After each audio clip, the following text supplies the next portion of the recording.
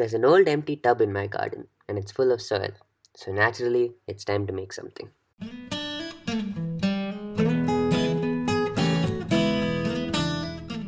After adding a thicker layer of soil, I chose the pump I'm going to use for this build. This one's nice and small, so it's going to provide that really nice trickle that we all want in a waterfall. After choosing the spot for the pump, it was time for the hardscape.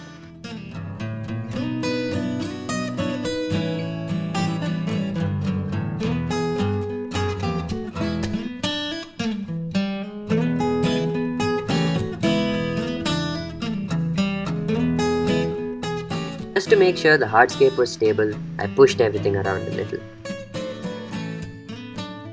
And now it was time for some water.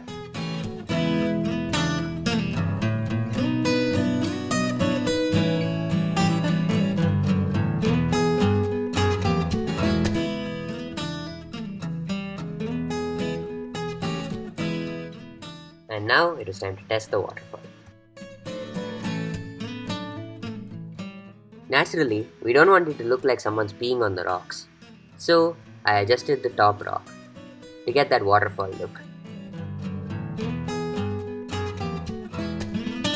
And just like that, it was time for planting.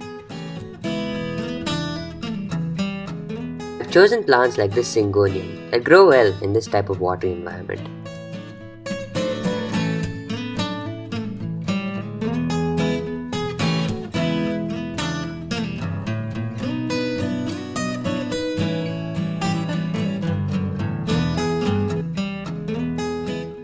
And obviously we're adding some moss.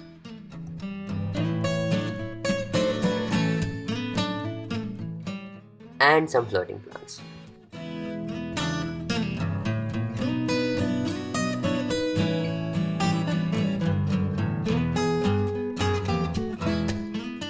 And just like that, we're done.